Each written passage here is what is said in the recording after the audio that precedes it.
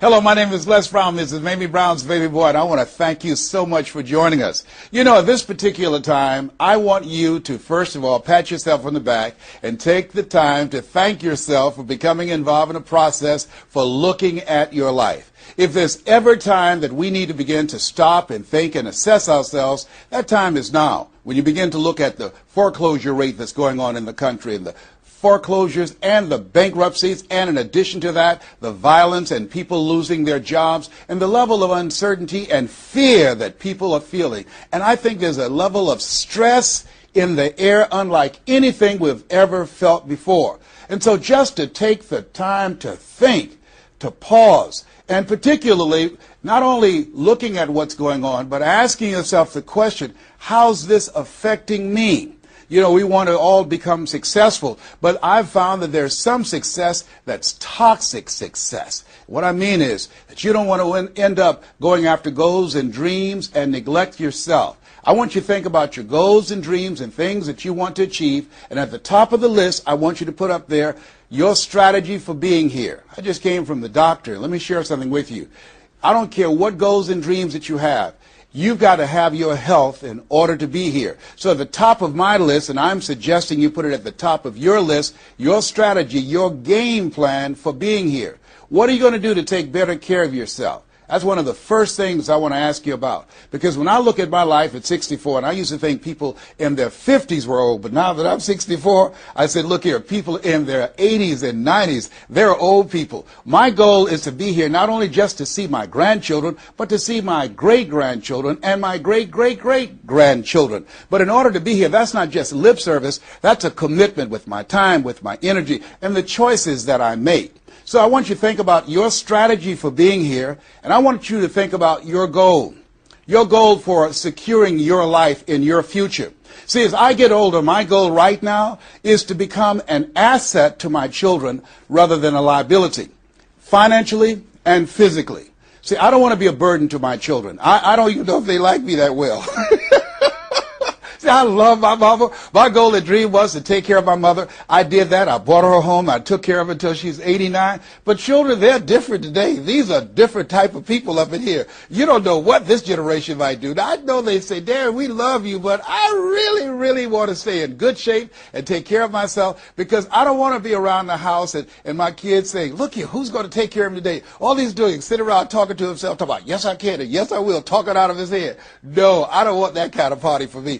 My goal and objective is to die young at an old age. So I have a game plan. I don't like to eat vegetables all the time, but now I feel like a silly wabbit. Why? Because I realize at this stage of my life, I've got to eat more vegetables, I've got to get more rest, I've got to drink more juices, and I've got to do all of the things that make the healthy choices that will say to my body, Les, you plan to be here, I see that you're serious, so I'm going to take care of you.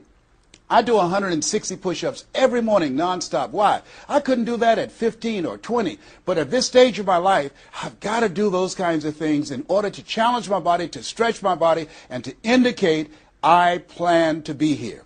What's your plan? What's your goal?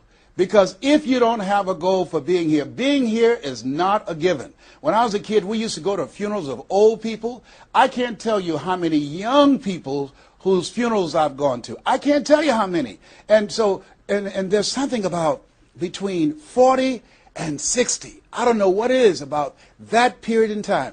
Between 40 and 60, if you're approaching 40, I can tell you, and you already know, life begins to intensify. Things happen to you, and things happen to people you care about. Between 40 and 60, if you can make it through that period, you can take a deep breath, because most people don't make 60. Most people don't. And why? And I think it's because people just take it for granted that they're going to be here. So I want to share with you some goals and strategies as you think about your goals. I want you to visualize yourself having optimal health. Having your right mind. I used to ask my mama, Mama, every Sunday you stand up in church and other older members of the church say, I want to thank the Lord for waking me up in my right mind this morning. Why do y'all say that all the time? She said, don't worry, son. You live long enough, you'll find out. She was absolutely right. I went in the room the other day to find something. I got in there, and I couldn't remember what I was looking for. I came out, I remembered what I was looking for. I went back in, I found it. Then I couldn't remember why I was looking for it. One of my children said, Daddy, you need some ginkgo biloba. I said, what's that? She said, something for your memory. I went down to the health food store. I was walking around. The lady said, may I help you, sir?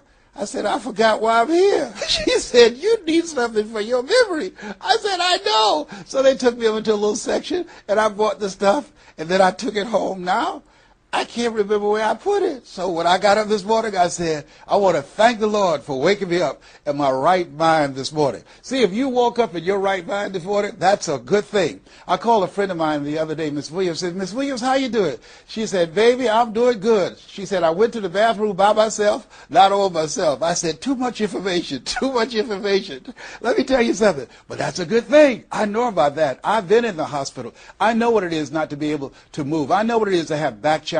I know what it is to be in pain. So this thing called life, you've got your health. Let me share something with you. That's a good thing. A friend of mine, Bishop T.D. Jakes, said, if you got a problem man or money can solve, you ain't got no problem. I can agree with that. And I learned some things going through that experience. And really, I should say, growing through that experience. My goal at that time was to be here. And trust me, it's better be seen than to be viewed. Are you feeling it, brother? Up in here, up in here. So I want you to think about your goals and dreams. And here's what I want you to do right now. I want you to say to yourself, it's possible.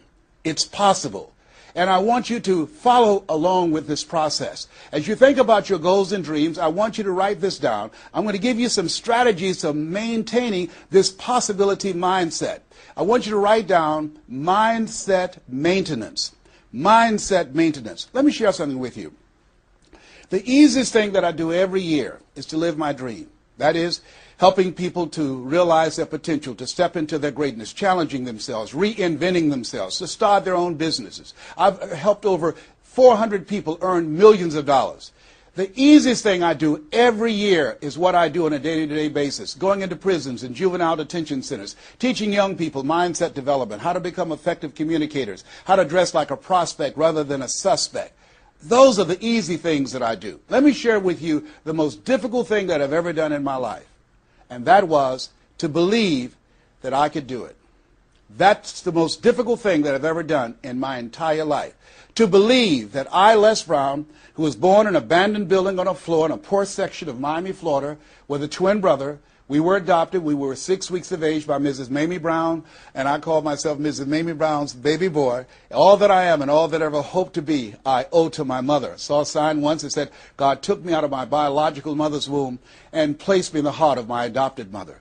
To believe that I, Les Brown, who was labeled educable mentally retarded, put back from the 5th grade to the 4th grade, failed again when I was in the 8th grade, to believe that I had the ability to live the life that I'm now living. No one could have told anybody who knew me, including myself, looking in on us when Mrs. Mamie Brown was raising us in a poor section of Miami, Florida called Liberty City in Overtown, that I would be who I am right now. I didn't even know that. And I want you to think about your goals and dreams, and I want you to expand them. Why? Because it has been said that most people fail in life not because they aim too high and miss. No, most people fail in life because they're just like I was for 14 years. They aim too low and hit. And many never aim at all, not at all. They just go through life surviving. Someone said that many people die at age 25 and don't get buried until they're 65. I was talking to a friend of mine named Rosia, and I said, Rosia, how you doing? And she said, let me tell you something. Life is a mess. I said, girl, what are you talking about? She said, my life is a mess. She said, you know what? She said, I just was sitting up here thinking, I haven't lived. I haven't lived. She said, I've been working hard all my life, paying bills and taking care of my children, and my children are gone, and I've just been thinking, I haven't done anything. She said, when I die, I don't want when people view my body, I don't want them to say, oh, she had a funny expression on her face. I said, what do you mean by that?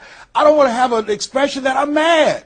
Because if I died right now, I would be mad. I said, why? What are some of the things you'd like to do? She said, travel. I would love to travel. I'd like to see the pyramids. I've never been to Paris. I want to go to Paris. I've never been there. There are things that I want to see, things I want to do. She said, I want to make a difference in young girls' lives, teenage mothers. I was a teenage mother. I want to be able to make a difference in their lives and see the impact that I had on their lives. And she mentioned a variety of things. And I remember a story about a lady who went to the doctor, and she was diagnosed with terminal cancer. And she came home, and she was sitting at a table, and she was drinking some coffee, and all of a sudden, she just looked up and she said, "I refuse to die an unlived life. I refuse to die an unlived life." And she decided that she was going to live. That up to that point, her life was for her family, for her children, for her husband, but she had left herself out of the equation. Have you ever done that? I remember at a period of my life, I was going to work, and I was working on a job that I hated. And at the same time, I was praying that I wouldn't get fired. I was praying that I wasn't laid off. I was miserable. Nobody was holding a gun to my head, but I showed up every day, and I used a flimsy excuse. Well, I got to pay the bills. I've got a car payment I have to pay. I have a family. I have children. I have a car note, and I have a mortgage note I have to pay. I've got to survive. I was showing up for a paycheck. Ladies and gentlemen, that's not living. And a friend of mine said, "You know when people change?" And I said, "No." He said, "When they get to the point when they say, 'I've had it. I've had it.'" I think the only reason that you're listening to me right now, the only reason that you're watching this webinar, that there's somewhere in your heart of hearts that you've said, as you looked at your life, you said, "I've had it." And not only have you said, "I've had it," but you said also in your heart of hearts, "I can do better than this." And let me share something with you. You can. Because if anybody told me, and I'm going to share some things with you that I've done, not for the purpose to impress you, but to impress upon you what the possibilities are when you work on your mind and have mindset development. Because I've found that how people live their lives is a result of their state of mind. It has been said, you don't get in life what you want, you get in life what you are. So part of the process, number one, is expose yourself to positive messages. See, what I'm doing right now, I'm distracting the story that's going on in your head right now. How you live your life, how I live my life, how all of us live our lives is a result of the story we believe about ourselves. And most of us are born into stories. I was born into a story where we were poor, but we didn't know it. I didn't know we were poor until I got on a bus with my mother going to do domestic work on Miami Beach. And when we crossed the Venetian Causeway and I saw those big, beautiful hotels, and I was in the homes with my mother making up beds and cleaning, and we ate the food left over from the families that she cooked for. And we wore the hand-me-down clothes of the children that she kept. And I kept saying, "Mama, what is it, boy?" As we got ready to pack up to go back home and to Overtown and Liberty City and all the poverty and filth and the violence there, I was saying, "Why can't we stay here? Why can't we stay here?" She said, "Leslie, we can't." "Why?" "Because we can't." "Why, Mama? Why can't we?" She said, "It's just the way it is. Now shut up." And I kept saying to myself, why is that the way that it is? And I guess I was okay for Wesley and Margaret Ann and Leonard and Angelo and Sharon and Linda, but it wasn't okay for me. I was curious. I wanted to live like Mr. Swiderski lived. I wanted the big car that he had. I wanted that big home that he had. We lived in a 2-bedroom apartment. It was 7 of us, plus Mama. He had a big mansion, just 3 of them, 10,000 square feet. I said, "Mama, what is it, Leslie? One day, I want to buy you something just like this." My brothers and sisters, when we were on the bus going back, they were just engaged in playful things. I was thinking and dreaming. Mama didn't understand why I was thinking like that, because I'd been exposed to positive messages. I had to take care of Mr. Swiderski. I had to shine his shoes and clean his office. And every day when he was listening to motivational messages, I was hearing those things too. Earl Nightingale, we become what we think about. All of us are self-made, but only the successful will admit it. In order to be successful, you must be willing to do the things today others won't do in order to have the things tomorrow others won't have. Your mind is a machine. You must program yourself for success. Wow. When I heard those words, I said, wait a minute. I can program my mind for success. I can program my mind for wealth. You can too. Trust me. I've earned over $55 million in the last 28 years. Anybody told me that I would be doing what I'm doing right now? I spoke recently in Sweden. They paid me 40,000 euro for an hour's speech. I had no idea that this Les Brown that you now see have the ability to do that. I used to work for the Miami Sanitation Department as a garbage collector. I used to be a janitor. I used to do door-to-door sales. I used to work for Sears in Miami on Biscayne Boulevard. I had no idea this Les Brown that you now see had the ability one day to give lectures at Harvard or Yale or Dartmouth University. I had no idea that this Les Brown existed. I don't tell you that to impress you, but to impress upon you. There is more in you. Simba, there's more in you than you have been expressing. All of us have seen Lion King, some great symbols in there. And I say to you, there's more in you right now than's represented in your bank account. There's more in you right now that's being reflected by your life right now. Your life is not a true reflection of your potential. You have greatness within you. You have the ability to do more than you can ever begin to imagine. There's a reason that my favorite book says, as a man thinketh, so is he. And as he continues to think, so he remains. In order for us to begin to break into that level of greatness that we have within ourselves, you have to make a conscious choice every day to expose your mind to positive messages. So I put myself on a regimen.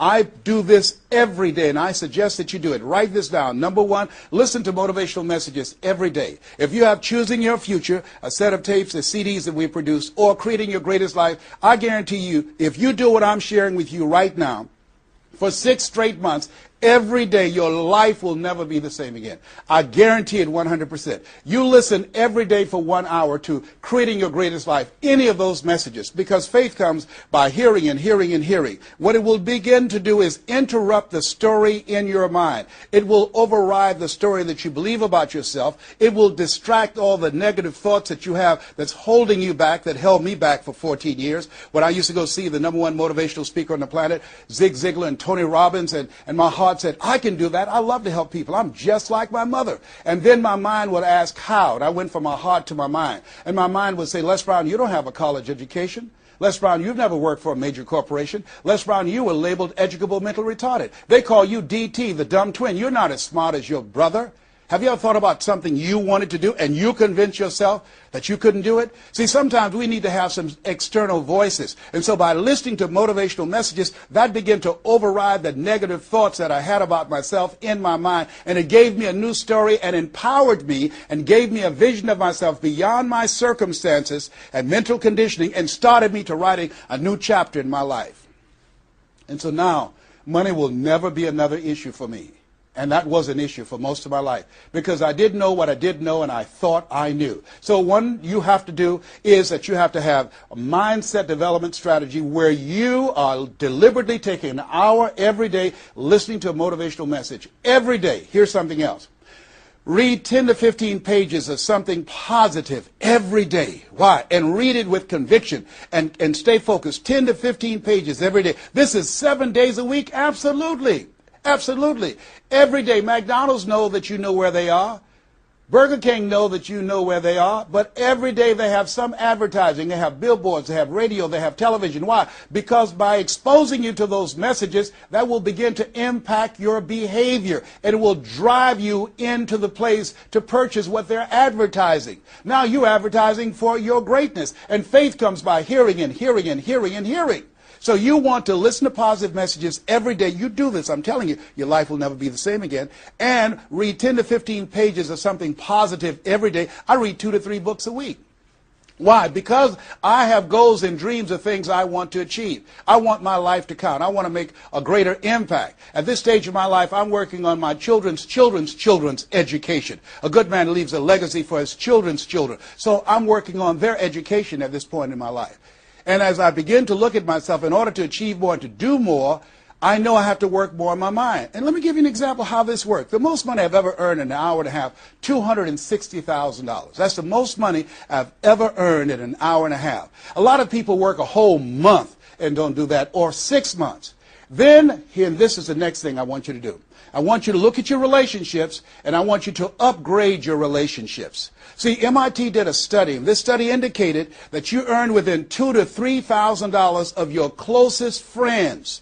Not only did I start reading books every day and listening to positive messages, but I separated myself from my friends who did not have goals and who did not have dreams. Why? Because people rub off on you. It's called a mind virus. You earn within $2,000 to $3,000 of your closest friends. So when you upgrade your relationships, you got to ask yourself the question, who is it that I need to associate with that I can learn from, that I can grow mentally, emotionally, spiritually, and financially? by aligning myself with another person that I can learn from. And Dr. Dennis Kimbrough said, if you're the smartest one in your group, you need to get a new group. Whoa, think about that. I was the smartest one in my group. And then one person called me who had been admiring me for years and said, Les, I want you to coach me and my trainers on how to tell a story and create value for an audience. And I want to share with you some things. I want to teach you some things, old man. I said, is that right? He said, yes. You always say you're never too old to learn and you're never too young to teach. I want to teach you some things. I said, okay, I'm open to that. Now, let me share this with you. He blew my mind. The most money, as I mentioned to you, I've ever earned, speaking to over 8,000 people in Salt Lake City, Utah, $260,000. I did an event with this individual, just over 500 people, because of what I learned from him, because I upgraded my relationships. I earned over $410,000 in an hour and a half. I was excited, but I was also depressed, because I've been speaking for 28 years. And I started thinking about all the money that I left on the table, all the hotels and plane rides, all of the audiences I spoke to, all of the money that I missed out on because I didn't know that I didn't know, and I thought I knew. I was a big fish in a small pond. I can't tell you, if you don't get anything else, you have to look at your relationships and you've got to ask yourself the question, what is this relationship doing to me? And I mean in every area of your life. When the doctor looked at me and said, you have cancer. Cancer is the most feared word in 7 different languages. One of the first things I had to do, I found out who had cancer at some point in time or was living with cancer and conquered it. I surrounded myself with people who had done what I wanted to do, who were winning at the game.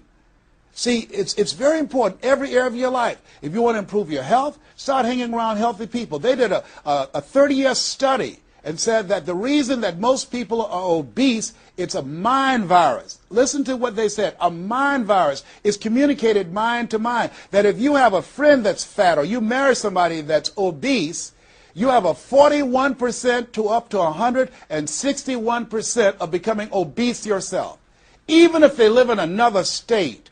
Whoa, why? Because birds of a feather flock together. Never forget, a high school teacher, Mr. Leroy Washington, said, Mr. Brown, if you run around with 9 broke people, I guarantee you, you'll become number 10. Whoa. Think about that.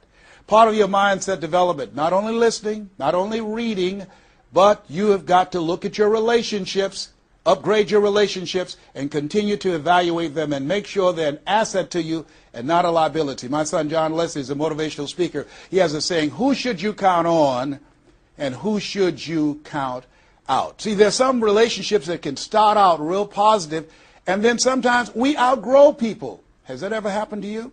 Have you ever outgrown someone? Somebody you used to be close to, used to be your bosom buddy, and then you haven't been together for a time, and then when you get together, you have absolutely nothing in common. Sometimes that happens with family members. My twin brother, it's a strained conversation because he's talking about, Les, did you hear who died? No, I don't get up reading the obituary column. I'm glad my name is not there. Hello? I don't care. I'm focusing on living. Our conversations are so different. Isn't it interesting how you could be raised in the same family, same circumstances, by the same parents and end up dramatically different? It's called life. Here's the other thing that's very important. Write down the goals that you want to achieve.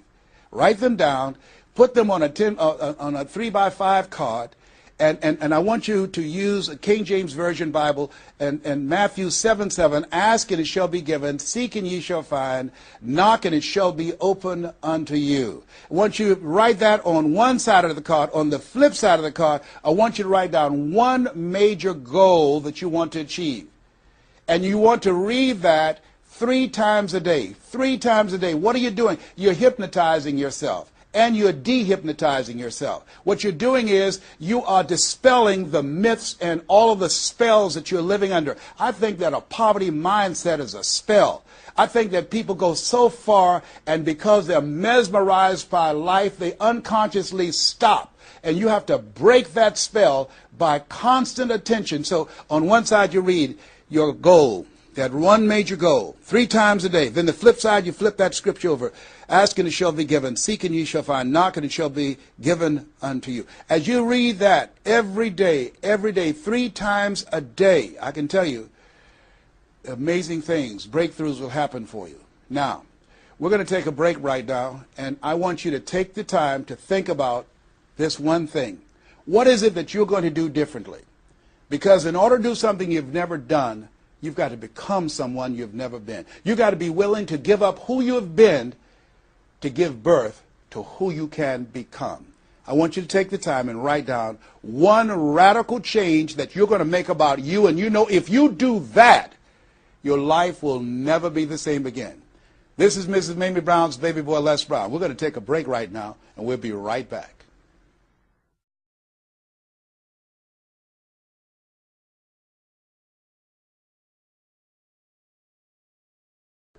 Hello, this is Les Brown, Mrs. Mamie Brown's baby boy.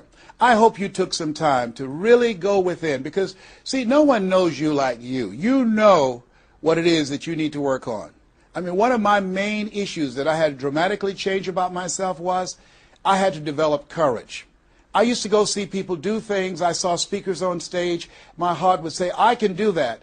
But I didn't have the courage to stand up for myself. For 14 years, I procrastinated. For 14 years, I kept myself as a spectator sitting on the sidelines. And then I saw a speaker, and he was so boring, the room was as quiet as a graveyard between funerals.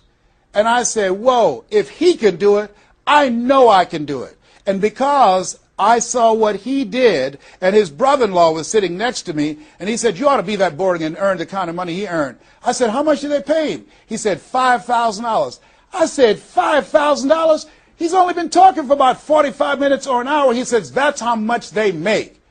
Now, I wasn't earning $5,000 a month. I said, wait a minute. If he can do that, I know I can do that. Have you ever done that before? He gave me courage. And so at that moment, now that was a decision. I didn't have to have his example of somebody that was less talented than I was to give me the courage.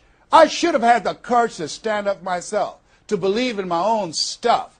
But the truth of the matter is, I didn't. And I can't unscramble those eggs. I cannot pull those years back. I cannot recapture those 14 years. Maybe, that's my favorite book says, forgetting those things which are behind, reaching forth unto those things which are before. And press toward the call of your higher calling. Press toward that mark of your higher calling. And that's what I do. That's what I do every day. I have to continue to work up the courage. I remember going in to do a presentation before a group of educators. I was the only one there without a college degree. And I had to talk to myself. I went into the bathroom and I said, Les Brown, let me tell you something. What do you care about the fact they have MBAs and PhDs? That only means pile high and deep to you, and not any disrespect for credentials. They're very important. But I had to get myself together. Hey, look here, you can't go in there worrying about what they have. Just bring what you have. You got 7 children you got to take care of. You got a mother you have to take care of. And you have something to say. You have some talent. You have some abilities. You've got to believe in yourself. You've got to stand up. You can't punk out now. You can't fold now. See, sometimes you have to talk to yourself. It might be the most intelligent conversation you will ever have, talking to yourself. So that radical change, it doesn't happen overnight. You can make the decision, but you've got to stay on top of yourself every day to come from and live your life from a place of power, courage, and faith, as opposed to being a volunteer victim, as most people are, volunteer victims. Here's something else. Get an accountability partner.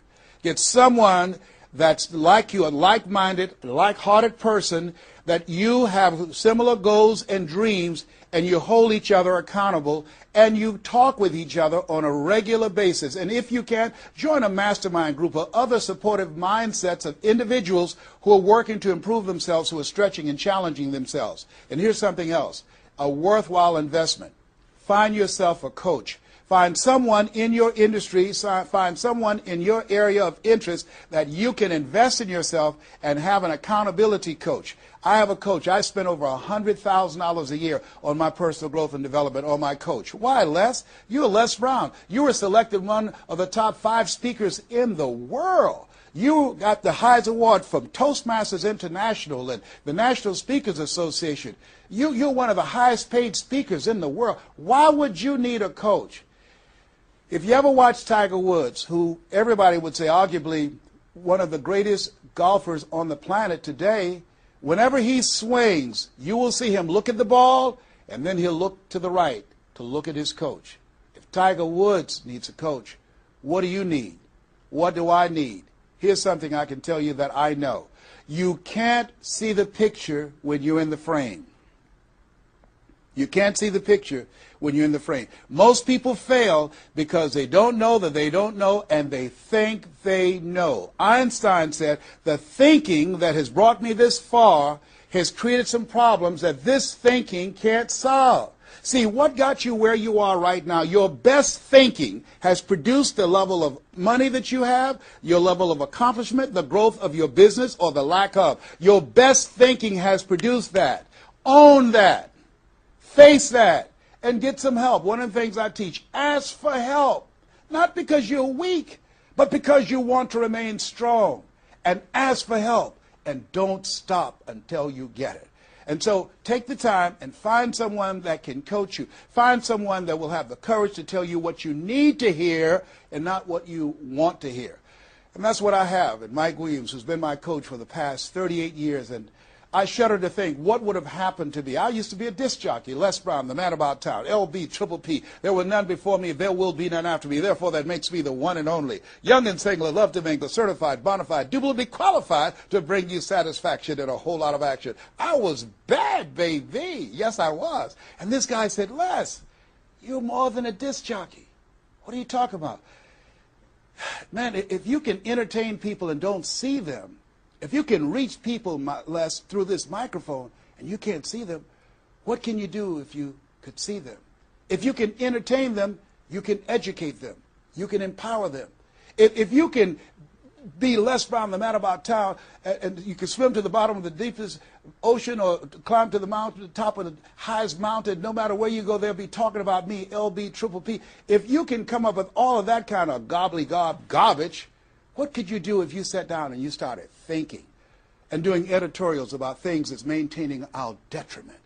What could you do to inspire people to register to vote? What could you do to begin to impact public policy? You've got to get a larger vision of yourself. I said, Mike, I never thought about myself in that way. See, has anybody ever seen something for you that you didn't see it for yourself? I didn't see that for myself. Maybe that's why my favorite book says, eye has not seen, ear has not heard, nor has entered the heart of mankind what God has in store for you. Because of what he saw in me, he inspired me. He gave me a vision of myself beyond my circumstances, beyond my mental conditioning, and beyond the job where I was, because I thought I was just a disc jockey. I love that. I master a microphone. You drop me in any city, I can master a microphone. I can turn a city upside down with a microphone. But I had more in me than I was expressing, and I did not know it. And because of his encouragement, I became a community activist. Because of his encouragement, I started doing a talk show called Voice of the People. Because of his encouragement, when I got out of radio, I ran for the Ohio legislature, and I was elected. And because of his encouragement, I passed 14 bills my first term. Because of his encouragement, I was elected 3 times and became the chairman of the Human Resource Committee. Because of his encouragement, I became a public speaker. Because of his encouragement, I became an author. Because of his encouragement, I did a show for King World called The Les Brown Show, and they paid me $5 million, $2 million not to speak. Because of his encouragement, I produced specials for PBS, public television. They said, you couldn't do that. You don't have a college education. It's educational television. Because of his encouragement, I did so many things I had absolutely no idea that I could do. I encourage you to live full and to die empty. There's more in you right now than just working on a job where they pay you just enough to keep you from quitting and you work just hard enough to keep from getting fired. And when you make the decision and identify that key area of your life that you need to make a radical change, things will begin to open up for you. Now, here's the other thing that's very important. Once you identify your goal, I want you to get, if possible, a visual picture of your goal. My major goal was to buy my mother a home. I got the picture of the home with a 12-foot swimming pool and a basketball court on a golf course. I bought that home for my mother. It cost just over $400,000, 10,000 square feet. I had a picture long before I had the money and the down payment to get it. My goal was to be known nationally and internationally as a speaker. I had that goal. I had a card that I had on one side, asking and shall be given, seeking ye shall find, knocking and shall be opened. On the other side I had, I'm the world's #1 orator. I produced that result in my life. I had a goal of becoming a talk show host. I used to watch Phil Donahue, and I put my picture on the screen of the television as I listened to the program. I visualized myself there, and I was called by King World Production, and I had my own talk show. Well, it was the highest rated, fastest canceled talk show in the history of television. Well, at least I had one. It's called life. Now, here's something else. You will fail your way to success. Trust me on that. You can have a lot of failures, a lot of disappointments, but you will fail your way to success. Goethe says, that which does not kill you will make you stronger. See, 85% of people allow their fear of failure to outweigh their desire to succeed. That's why you have to be of good courage. You have to have courage. When life knocks you down, I have a saying, try and land on your back, because if you can look up, you can get up. So once you look at and decide the goal that you want to put some things, put a treasure board or a goal board and have pictures of the goal that you want to achieve so you can see it every day when you get up in the morning and the last thing at night. You're programming your subconscious mind where 9 out of 10 decisions that you make comes from there. Here's something else. Not only do you want a physical picture that you can see every day to remind you to keep you on course, but the other thing that's very important in achieving your goals, writing your goals down in detail and having 7 action steps that you take every day. Now, Robert Schuller said, by the yard it's hard, but inch by inch, anything is a cinch. You want to think about what are the things I need to do every day. Break it down into increments. You have your 30-day goals, and you have your 3-month goals, and your 6-month goals, and your 1-year goals, all right? You want to break it down in increments. What do you need to do starting today? Don't squander any time. There goes a second. There goes another second. There goes another second. And all the power in the world can't bring it back. So what are 7 things that you can do starting today? And then once you do those 7 things, then you work on all the other stuff. But what are the 7 most important steps that you can take that can move you in the direction of your goal? And when I decided to become a speaker, I started memorizing quotes every day.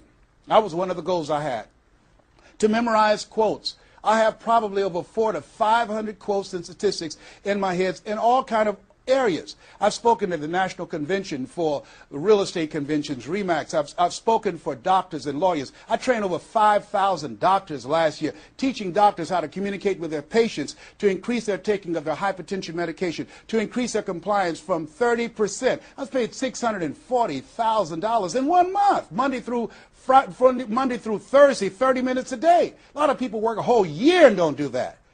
I don't tell you that to impress you, but to impress upon you. You've got greatness in you.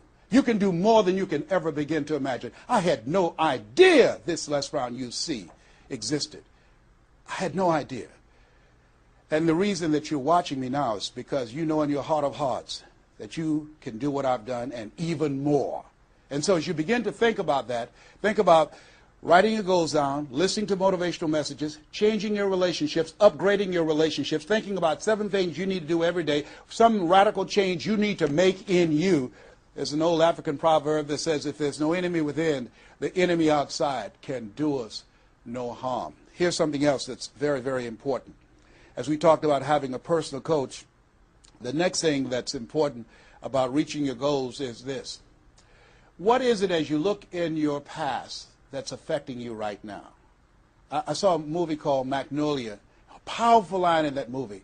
And the movie said, we might be through with our past, but our past is not through with us. Whoa. Let me share something with you I realize about myself.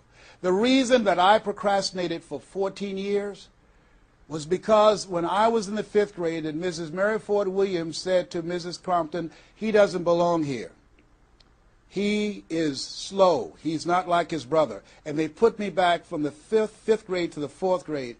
That affected me. I didn't even realize it. They say sticks and stones will break your bones, but words will never hurt you. Yes, they will. But they can also free you up. Because I'll never forget when I met Mr. Washington.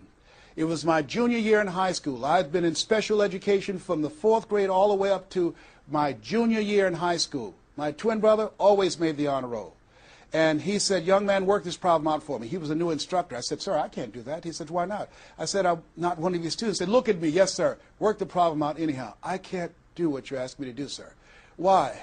Sir, because I'm educable, mentally retarded. And the students erupted in laughter. They said, hey, he's DT. He said, what's that? He's the dumb twin. He's not Wesley. That's Leslie. And he came from behind his desk and he said, don't ever say that again. Someone's opinion of you does not have to become your reality. That was a jarring statement. On one hand, I was humiliated. But on the other hand, I was liberated. Because he looked at me with the eyes of Goethe, who said, look at a man the way that he is, he only becomes worse. But look at him as if he were what he could be, then he becomes what he should be.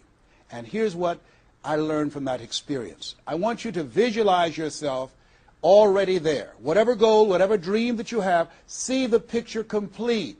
See yourself there. Why? We have something at the base of our brains called the reticular activating system.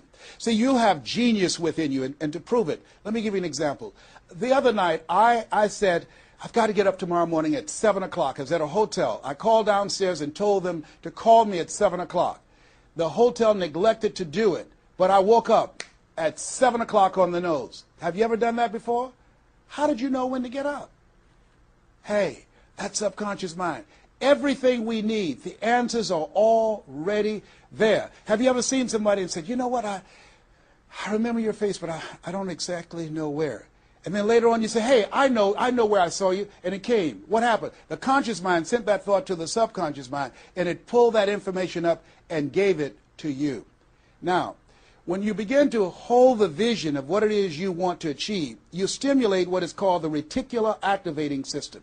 It's a network like group of cells at the base of your brain. Let me share with you how it works. Have you ever purchased a car? No one goes to buy a car that has the same color that everyone else has. Has that ever happened to you before? But then once you buy the car and you drive it off the lot, you start seeing it everywhere. Say, hey, where did this come from? Let me tell you what happened. You made an investment. And because you made an investment, that piqued your awareness, that stimulated your reticular activating system. Another case in point. I was at a party with a friend of mine, and we were dancing, and music was blasting, and she said, wait a minute, my son is crying, he's at the door. I said, your son's not at the door, because even if he were, you wouldn't be able to hear him. And she stopped, went to the door, opened the door, and there her 4-year-old son was at the door. How did she hear it and I didn't hear it and the other people dancing? It wasn't our child.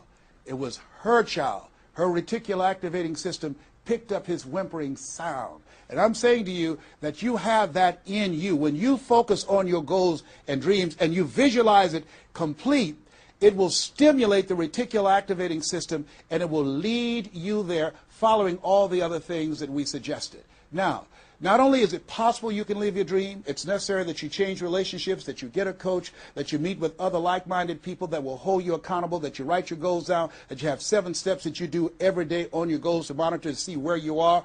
But you've got to take full responsibility. If everything works out for you, fine. If you have the money, fine. If you can get the help and support of friends and family members and your spouse, great. But if you don't, all of those things are minor things. The major key to your reaching your goals is you. Nobody's going to work on your dream harder than you. Trust me on that one. You've got to take responsibility to make it happen. If it happens when you come out the gate, fine. But if you fail, so what? Come back again and again and again and again. If it's something that you love, if it's your passion, until you do it. George Bernard Shaw said, the people that make it in this life, they look around for the circumstances that they want, and if they can't find them, they create them. Here's something else. It's hard. When I bought the first home for my mother, and I didn't do a title search, and a guy sued me, and I had to move out from the big, beautiful home I bought her to a roach-infested home I moved her out of. And the neighbors came out and said, "Mamie, y'all back?" "Yes, what happened?" "My boy lost a house. He didn't do a title search. And we had to get out. They foreclosed on the house. He didn't have the $50,000 to pay the guy who put a lien on the property." It was devastating. But let me tell you something. It was worth it, because I came back. 90 days later, I got a bigger and better house. 90 days later, I stayed focused on the goal. And that's the thing that you want to do. Stay focused on your goal. Keep the main thing the main thing. You're going to have distractions. That's a part of the process.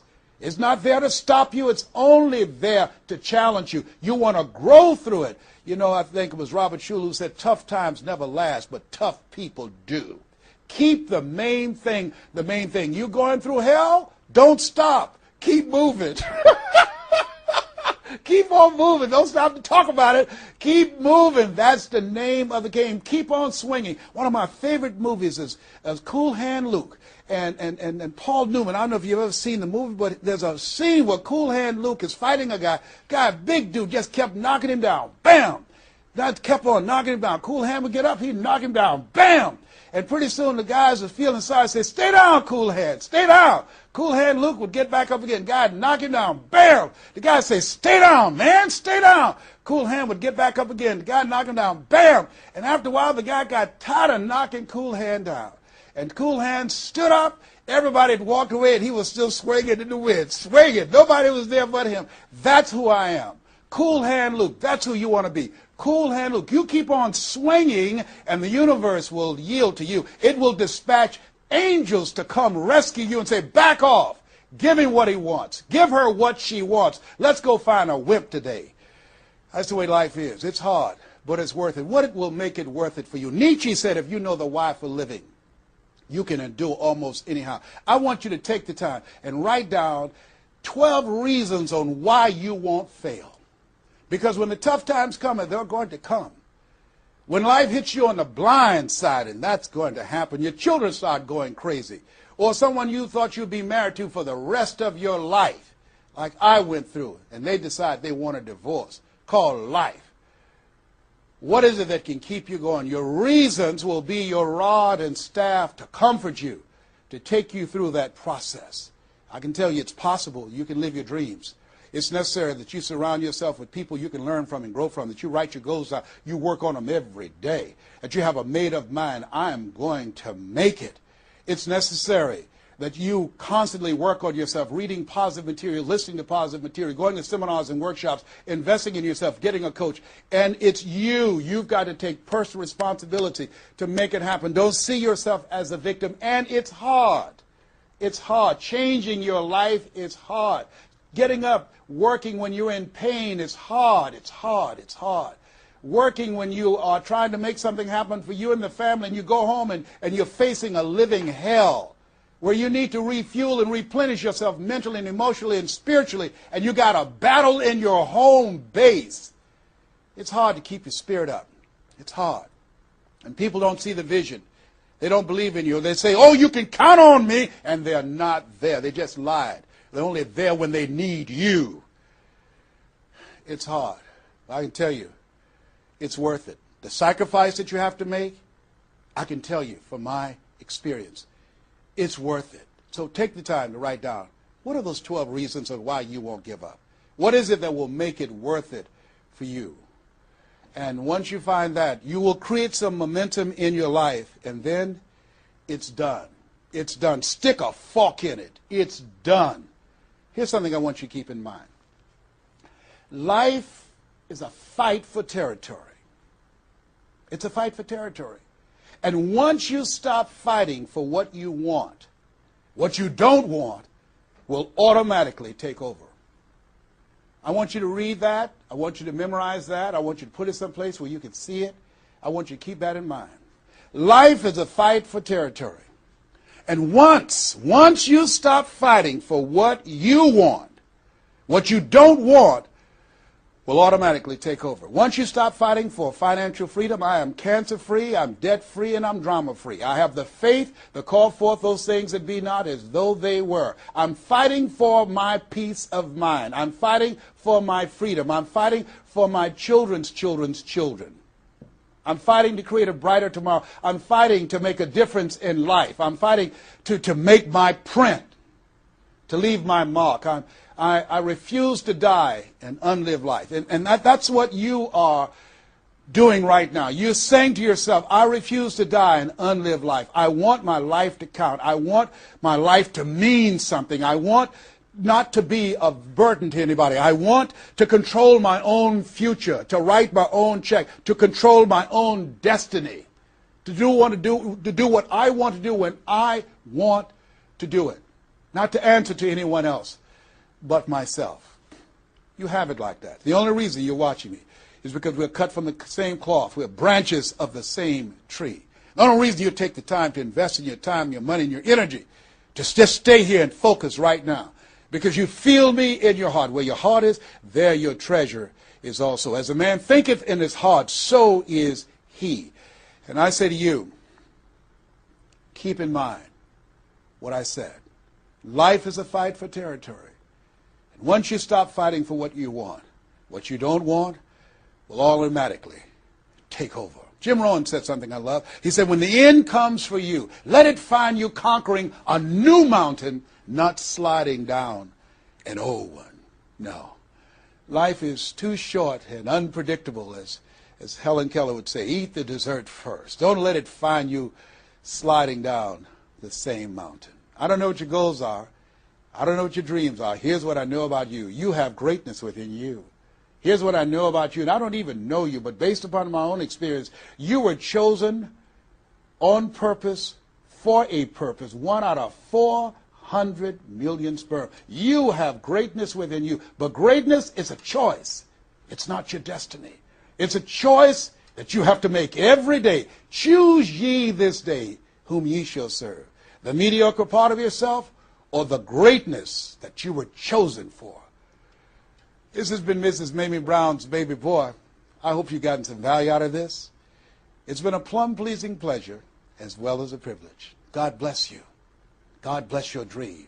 And God bless the greatness that is in you. The world needs you, and we need you now. And so it is.